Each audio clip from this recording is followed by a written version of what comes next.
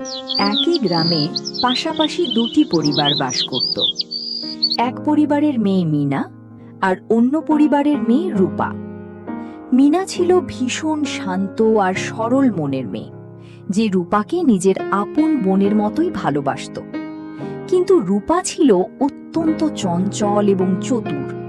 সে মুখে মিনাকে ভালোবাসার ভান করলেও মনে মনে তাকে তীব্র হিংসা করত। রূপার এই স্বভাবের পেছনে বড় হাত ছিল তার মায়ের। রূপার মা ছিলেন প্রচণ্ড অহংকারী এবং মিথ্যাবাদী। তারা যে কোনো মিথ্যাকে এমনভাবে বলতেন যেন সেটাই পরম সত্যি। মিনার মা তাদের এই রূপ খুব ভালো করেই চিনতেন। মিনা শুধু পড়াশোনাতেই ভালো ছিল না, ঘরের সমস্ত কাজও সে একা হাতে করত। বাবা মার যে কোনো কষ্টে সে সবসময় পাশে দাঁড়াত। মিনার এই গুণ আর সুন্দর রূপের কারণে গ্রামের সবাই তাকে ভীষণ পছন্দ করত। আচ্ছা ভাবি, মিনা মেয়েটা যেমন দেখতে সুন্দরী তেমনি লক্ষ্মী। সারা দিন ঘরের সব কাজ করে, মা বাবার এত সেবা করে, আবার পড়াশোনাতেও ফার্স্ট হয়। ঠিক বলেছেন।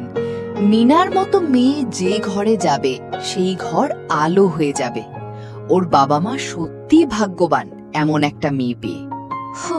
এত মিনার প্রশংসা, দেখতে নাকি সুন্দরী, আবার ঘরের কাজও করে। আমার রূপা কি ওর চেয়ে কম নাকি? দাঁড়াও, এই প্রশংসার মজা আমি বের করছি। কিছুদিন পর পরীক্ষার রেজাল্ট দিলে দেখা গেল মিনা অনেক ভালো রেজাল্ট করেছে, কিন্তু রূপা ভীষণ খারাপ রেজাল্ট করল। এতে রূপা ও তার মায়ের হিংসার আগুন আরও দাউ দাউ করে জ্বলে উঠল। রূপার মা ঘরে বসে থাকতে পারলেন না। তিনি প্রতিবেশীদের কান ভাঙাতে চলে গেলেন। ওগো, শুনছো তোমরা? তোমরা তো মিনার প্রশংসায় পঞ্চমুখ। মিনা নাকি অনেক ভালো রেজাল্ট করেছে। আরে ও তো আস্ত একটা ফাঁকিবাজ, নিজে তো কিচ্ছু পারে না। পরীক্ষার হলে আমার রূপার খাতা দেখে দেখে সব লিখেছে।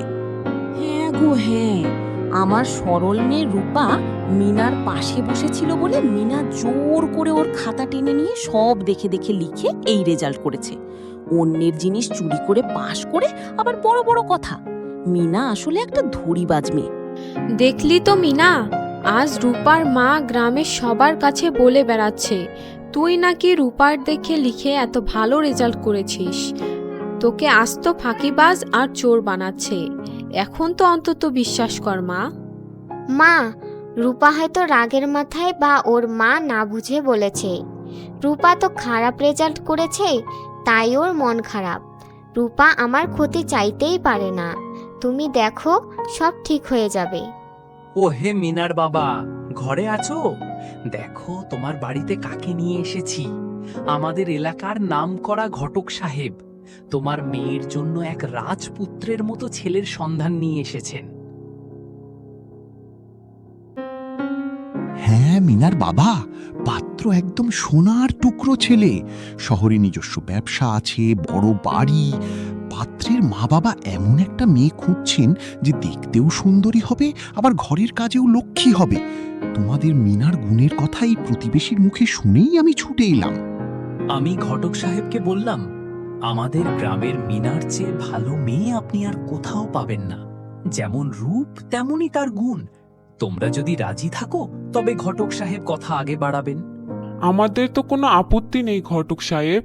আপনি দিনক্ষণ দেখে ওদের আমাদের বাড়ি আসতে বলুন।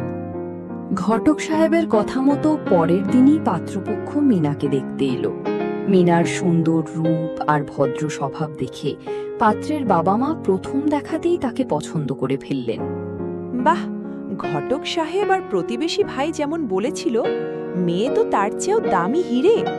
যেমন রূপ তেমনি তার নম্রতা। আমাদের প্রথম দেখাতেই মেয়ে পছন্দ। মিনার বাবা, আমি বলেছিলাম না, পাত্রপক্ষ মিনারের গুণের কদর করবেই। মিনার বাবা, শুভ কাজে আর দেরি করে লাভ নেই। আমরা চাচ্ছি সামনের শুক্রবারই বিয়ের দিনক্ষণ পাকা করতে। আপনার কি রায়? আপনারা যেভাবে বলবেন সেভাবেই হবে ভাই সাহেব। আপনাদের মতো ভালো পরিবারে মেয়ে বিয়ে দিতে পারা আমাদের জন্য বড় ভাগ্যের ব্যাপার। সবার সম্মতিতে সামনের শুক্রবারই বিয়ের দিন চূড়ান্ত করা হলো। কিন্তু মিনার এই আনন্দের খবর চারদিকে ছড়িয়ে পড়তেই পাশের বাড়িতে রূপা আর তার মায়ের মনের হিংসার আগুন আরও দ্বিগুণ হয়ে জ্বলে উঠল। তখন রূপার মা নিজে গোপনে পাত্রপক্ষের বাড়ি ছুটে গেলেন মিনার জীবনটা নষ্ট করতে। ওগো ছেলের মা, যার সাথে ছেলের বিয়ে দিচ্ছেন সে তো একটা আস্ত মিথ্যাবাদী আর অহংকারী মেয়ে, বড়দের একদম সম্মান দেয় না। এমন মেয়ে ঘরে আনলে সংসারে অশান্তি ছাড়া কিছু হবে না। রূপার মায়ের এই বিষাক্ত মিথ্যা কথা শুনে ছেলেপক্ষ ভয় পেয়ে গেল এবং মিনার সাথে বিয়েটা ভেঙে দিল। মিনা, তুই কাঁদিস না বোন। যে ছেলে তোকে না বুঝে বিয়ে ভাঙলো সে তোর যোগ্যই না। দেখিস তোর এর চেয়েও অনেক ভালো ঘরে বিয়ে হবে। রূপা মুখে সান্ত্বনা দিলেও তার মনে তখন আনন্দের বন্যা বয়ে যাচ্ছিল। ভাই সাহেব, আমাদের সাথে এমন অন্যায় কেন করলেন? আমার নিষ্পাপ মেয়েটার কি দোষ ছিল যে আপনারা বিয়েটা ভেঙে দিলেন? বলেন কি আপা, আপনার প্রতিবেশী রূপার মা নিজে আমাদের বাড়ি গিয়ে বলল মিনা নাকি অহংকারী, খারাপ স্বভাবের। আমরা তো ভেবেছি প্রতিবেশীর কথাই সত্যি। মিনার মা বাড়ি ফিরে মিনাকে সাথে নিয়ে পাত্রপক্ষের সেই লোকটিকে সহ রূপাদের বাড়ি গেলেন। গ্রামের আরও কিছু মানুষ সেখানে জড়ো হলো। সবার সামনে পাত্রপক্ষের লোকটি রূপার মায়ের সব কুকীর্তি ফাঁস করে দিলেন। রূপার মা আর রূপা যে কতটা জঘন্য আর মিথ্যাবাদী তা আজ সবার সামনে প্রমাণ হয়ে গেল। মিনামা, আমাদের ক্ষমা করে দাও, আমরা সত্য জানতে পেরেছি। আমরা এই সপ্তাহেই ধুমধাম করে তোমার সাথে আমাদের ছেলের বিয়ে দেব। রূপা, আমি তোকে নিজের বোনের মতো ভালোবাসতাম, কিন্তু আজ বুঝতে পারলাম তুই কখনোই আমার ভালো বান্ধবী ছিলি না। মনে রাখিস রূপা, হিংসা দিয়ে অন্যের ক্ষতি করা যায়, কিন্তু নিজের ভাগ্য কখনো বদলানো যায় না। রূপা আর তার মায়ের সব মিথ্যা সবার সামনে প্রকাশ পেয়ে গেল। গ্রামের মানুষ তাদের ছি ছি করতে লাগল। লজ্জায় মাথা নত করে রূপা আর তার মা সেখান থেকে চলে গেল। আর মিনার সততা ও সরলতার জয় হল। ধুমধাম করে তার বিয়ে হয়ে গেল। মনে রাখবেন, হিংসা মানুষকে সমাজ থেকে বিচ্ছিন্ন করে দেয়, আর সততা ও সরলতা সবসময় শেষ হাসি হাসে।